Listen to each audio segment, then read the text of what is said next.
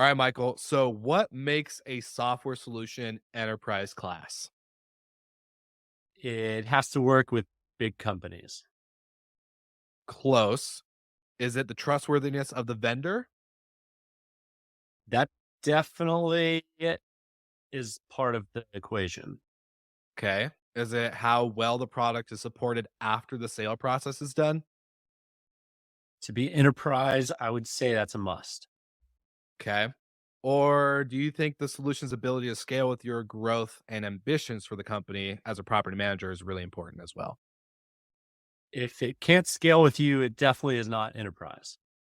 Well, all of your answers are correct, my friend, which is why property management companies are switching to Track hospitality software because Track's powerful native functionality offers everything you need to run a modern hospitality business.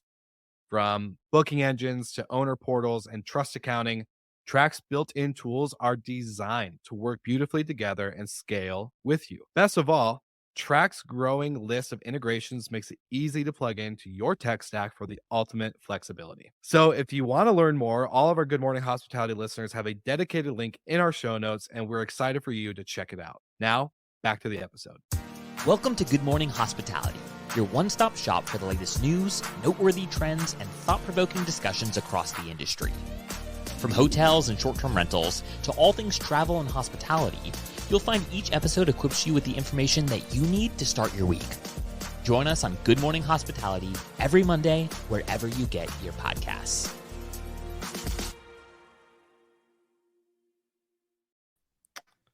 Good morning. Good morning. Happy Monday. Best day of the The week. happiest. That's The right. Mhm. happiest. Well, I This think we is got to come up with t-shirts that actually say best day of the week, and then Mhm. yeah, It would fit. one of those. Yeah. This is probably the last one that all three of us are at our desk for maybe 2 months. We've got a lot of travels coming up. I know. Yeah. I was thinking about that. This is my longest stint in Miami in like maybe almost 2 years, and then I realized I'm just gone for like the entire month of May. So Yeah, it's a little depressing, but also exciting because it's a lot of fun opportunities at the, I guess, helm of GMH. We have a lot of fun, exciting trips and a lot of fun content to come out. And then, of course, I know, Brandy, you have like 5 conferences and trips before going even to Barcelona. So it's going to be a good time. It's going to be a really yeah. good time. Well, Michael, do you want to do the honors and talk about what we're going to talk about today and who our guest is? Yeah, we've got someone with an extremely famous name, Mike Scott, joining us from Derive Ventures, not from the office, but from Derive out in his office in San Francisco. So, without further ado, let's bring Mike in. Awesome.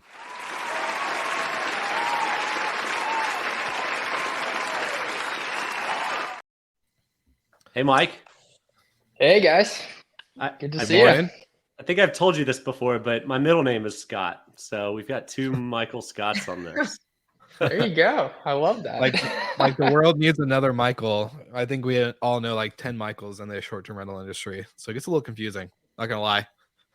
In a good way. In a good way. I'll take promise. it. It's well, thank you guys for having me. Looking forward to the discussion. Yeah, bright Yeah, and early thanks for for you coming on. out in San Francisco. But we've chatted a lot this year, especially on venture capital, how fewer and fewer companies, it seems, are getting backed, but that kind of plays into more macro trends as well. So want to dive in with kind of maybe a 30,000 foot view for you on the state of venture capital as it is right now. And then we can tie that into travel, what you see as travel trends and concepts that you guys are quite interested in right now at the moment. Sure. Yeah, I think for the venture capital overall, I mean, fundraising is down across the board, particularly as we saw back half of 2022 and first quarter here was no better. I mean, even AI startups, I think, were down relative to 21. So it's certainly no industry is being spared at the moment, but And I think that's really largely due to the lack of exit window available right now. The later stage startups are not finding any liquidity through either M&A or IPO, and that's kind of jamming everything down. And until we can start seeing some exits here, then I think it's going to continue to be a challenging environment. Investors are just going to be cautious, and at the earliest stage, deals are still getting funded, and the terms are a little bit more standard. But I think rounds are smaller, and yeah, it's just people have to be patient. Companies need to kind of weather the storm and be prepared for potentially longer runways and fundraising periods. So if some of the bigger companies can get their exits, their IPOs or roll-ups, how does that free up capital downstream for the pre-seed or Series A companies? I think it's going to give investors capital back, give their LPs liquidity, and kind of keep the whole engine going. But it's also like multiple compression, and just in terms of valuation at the next step, like you need to reach these milestones. And when later stage companies are not able to achieve that next level, then it just creates uncertainty downstream. So a lot of this is a product of their own doing, taking rounds that are way too big at valuations that are untenable. Is that accurate, or are we just, globally in a more depressed market? Totally. I think when a company takes a really high valuation, while that and hopefully comes with a lot of capital, because I think they would need capital then to sort of grow into that valuation. That's the risk you run, is if you burn through that cash and don't sort of hit the next financial milestones you need to raise at the next level, then you're kind of in a tricky situation. And I think a lot of investors, rather than take a big down round, would rather try to find ways to kick the can down the road through internal rounds or venture debt or bridge loans, rather than price another round at something less than what they did previously. So I don't know if you've ever been to VRMA before, but every year there seems to be 5 new PMS systems, 10 new locks and thermostat systems, a new pricing company. I have a feeling this year there won't be quite as much of that. How's deal flow from a pre-seed, seed, Series A right now, as compared to years past? I think deal flow is still pretty strong, and for us right now, we're at the seed and Series A. I think there's still a lot of companies that are going to market and receiving investor interest. So there's definitely businesses out there getting funded. It's the dynamics have changed a little bit. The valuations are down. There's a little bit more structure in deals. Founders are raising less capital because they just want less dilution. And I think something we're starting to see more and more is that companies are prioritizing who their investors are. It's not just about the money. If they're going to take a small amount of capital, they want investors that are really going to add value to their business. And so we're seeing a lot more demand for strategic investors to come into these rounds and support the founders. And for us, being sector focused in a category, that's been a tailwind for us, where even more generalist investors are asking us to come into rounds saying, hey, can you help this company grow? They want just value add investors around the hoop. Go ahead, Brandy. Oh, no, I was saying, I think that that's really important, because you have, when you have investors come in, you want to have someone that can provide, real strategic support. And I find that our industry in particular is unique. And I think that there have been a lot of examples in the past, 5-10 years where investors have made, push companies to make decisions that in the long run were, really not good, especially at the property manager level. There's several cases where it was all about, growth at all costs and pins in the map instead of having, a real path to profitability and making, real strategic decisions. Yeah. The profitability piece seems to be more of a trend than scale or growth numbers. What's the balance for you guys at Derive? It really depends. I think we do get a lot of our investors asking us how many of your companies are profitable, when are they going to be profitable, and kind of implying that if a company is not profitable in a set period of time, then they're not doing something right. And in some cases, that's true. I think there are definitely businesses that should be working towards profitability, control their own destiny, not rely on future fundraising rounds to grow the business. And if you have a lot of capital on the balance sheet, that's probably something, worth considering.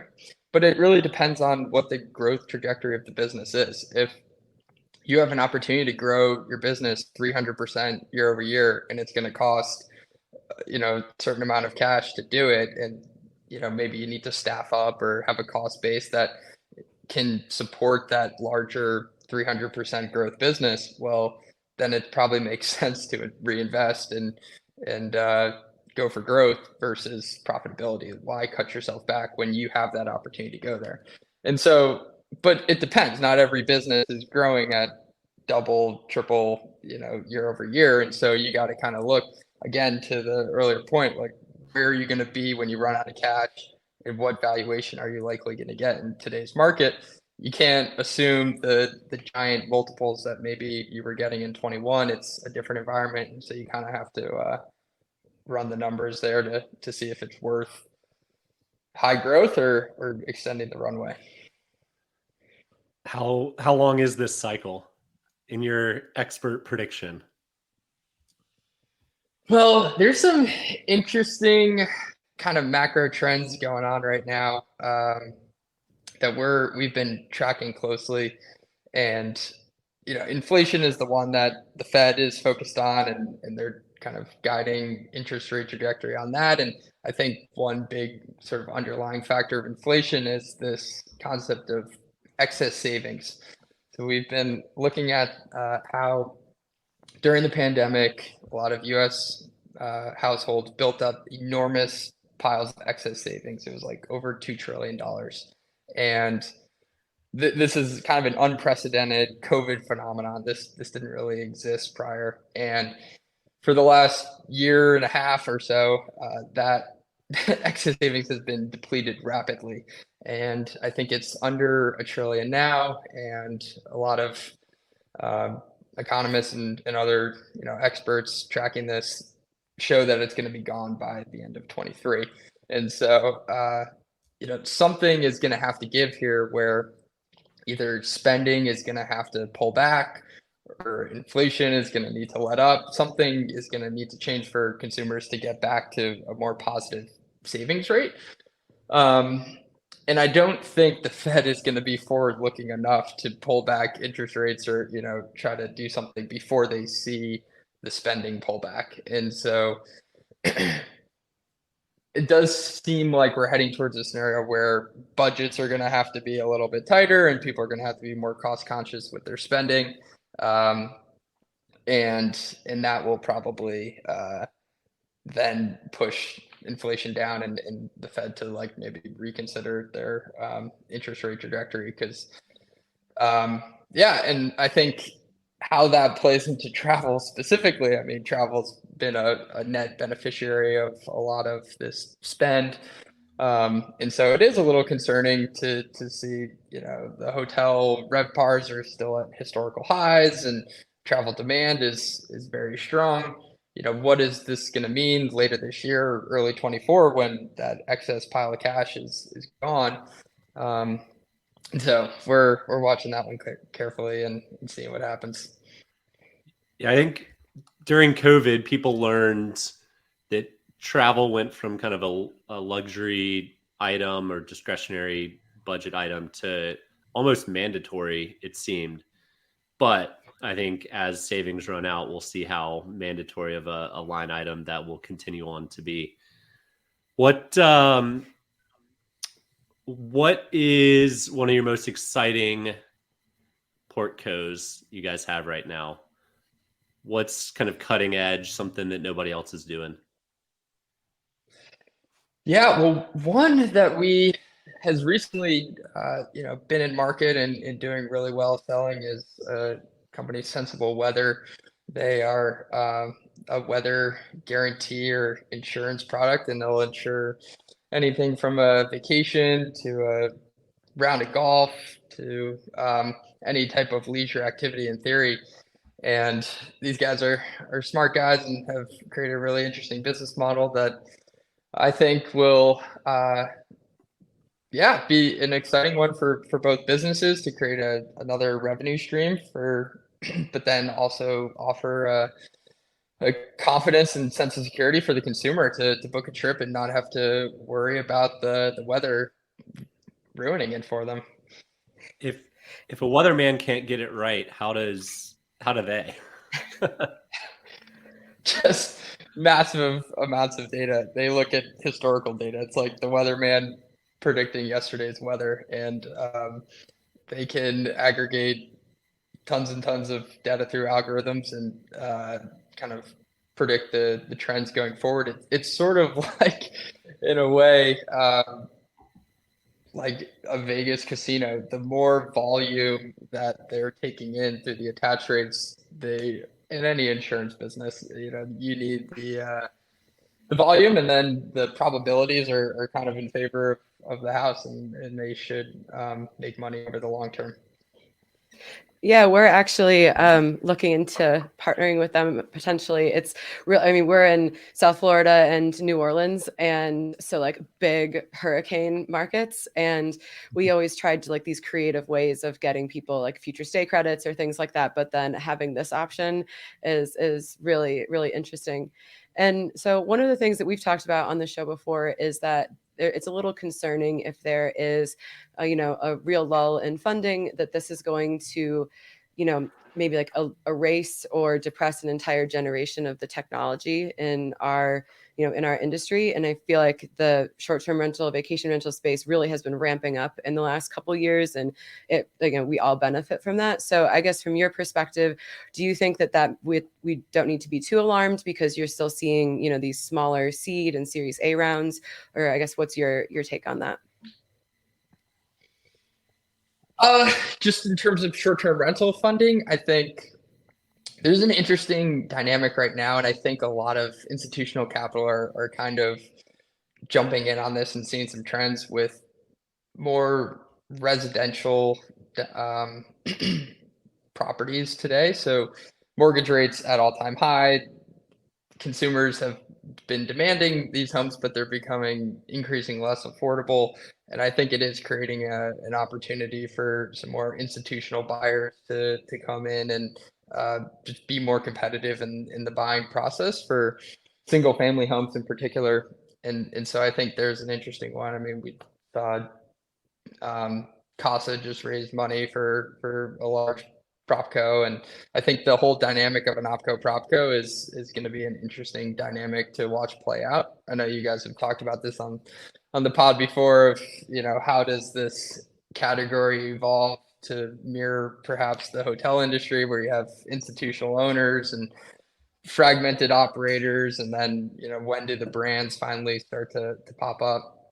And so I think we're starting slowly to move into that direction, and I think as that plays out, it's just going to create opportunities across the board. There's going to be more demand for technologies to professionalize and institutionalize the space, and we're focused on both sides of it. I mean, Derive more focused on operating businesses and technology companies, and so we're looking at both in the space. We've done a few recently. Aperto was one deal we just recently did, and another expense management dedicated to property management business called Topkey were two others that we've done recently. Both are great companies. We love Operto and Topkey. So You're not the only one in those rounds, Mike. yeah. There we go. Let's just say we may have a little capital tied up over there as well. But really exciting stuff, and I'm kind of curious because I'm not the biggest guy in like the venture world. I know Michael's he is way more knowledgeable and understanding of kind of the space, but for me, I'm kind of curious on your side of things, and we kind of touched on it, but with the economy at its current state, like obviously travel is still a thing. People are still traveling. People are still spending money in this category of their budget. But I'm curious with the bank closures, Silicon Valley Bank and a couple others that fell afterwards, and the economy and the Fed, and we're talking about all this other stuff on a bigger scale. Do you think venture capitalists or even startups need to be worried about just the overall state of the economy and currency? Or do you think this is just kind of an anomaly phase where it's like, all right, we just got to get through it. Once we get through, we'll get back into the kind of like a normal world of money and spend? I think the banking crisis is going to be short-lived disruption to venture. I think there was a lot of kind of isolated problems related to SVB, and I think perhaps it could lead to some change on just like uninsured deposits and making sure that regional banks are a safe place to store your money. But in terms of the actual funding, I mean, SVB, they were big players in the venture debt space. And I think very quickly other banks have stepped in and private lenders to fill those immediate holes. And maybe there's a dent in venture debt market going forward, but that's relatively small piece of the broader venture capital funding landscape. And so I think back to kind of the earlier point, we definitely need some exits of the big boys, the pre-IPO type stage businesses to get out there, because it is creating a log jam that is just making it harder for investors to, if the pre-IPO business can't IPO, then the business going into pre-IPO stage, those investors are going to be more cautious, and it just kind of trickles down from there. And you see it in the amount of funding in deal values. I think, like a lot of markets and sectors, this is just kind of a cycle that we're going through at the moment. I don't know if we'll ever see the valuation multiples like we did in 21 again. Those were kind of irrational in some extent, but I think now we're dipped slightly below long-term average for a lot of software company multiples, and so there might be a bounce back there. But comping to 2020, 21, those are really abnormal times in sort of early technology. We talk a lot about Sonder and Vacasa. Obviously, those are kind of the poster children in our industry who IPO'd, and then things, are not maybe going the way that people would hope.